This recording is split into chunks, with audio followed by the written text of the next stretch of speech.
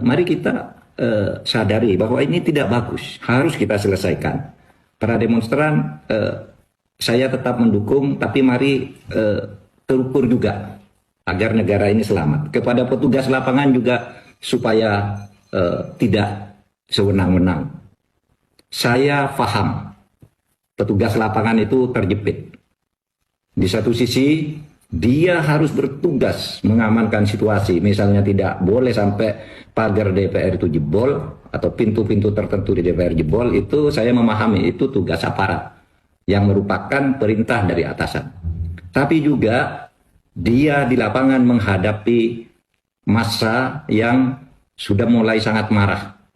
Nah, oleh sebab itu ini yang harus bertanggung jawab adalah atasan dalam memberi komando itu supaya cermat dari waktu ke waktu gitu. Jangan sampai terjadi korban di kalangan aparat dan rakyat. Yang saya lihat sekarang ini terjadi bentrokan antara rakyat melawan aparat. Padahal aparat itu hanya menerima tugas, tidak ikut mengambil keputusan politik. Jadi korban. Polisi jadi korban. Rakyat jadi korban. Oleh sebab itu ini harus diselesaikan. Masalah utamanya apa? Ya.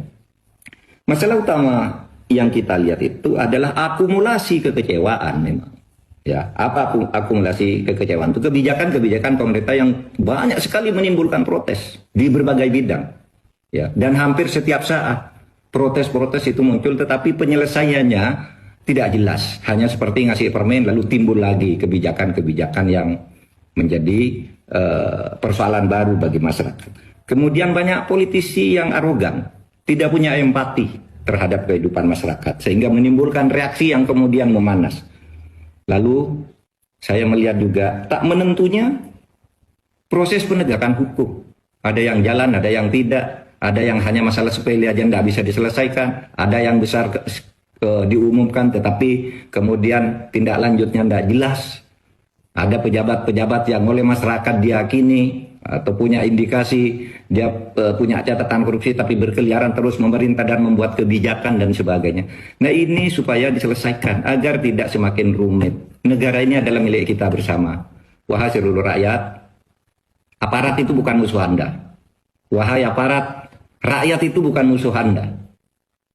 Anda harus menanggung akibat karena kebijakan-kebijakan dan para pejabat dan pemimpin yang korup sebenarnya. Dan penyelesaiannya harus di sini. Terima kasih.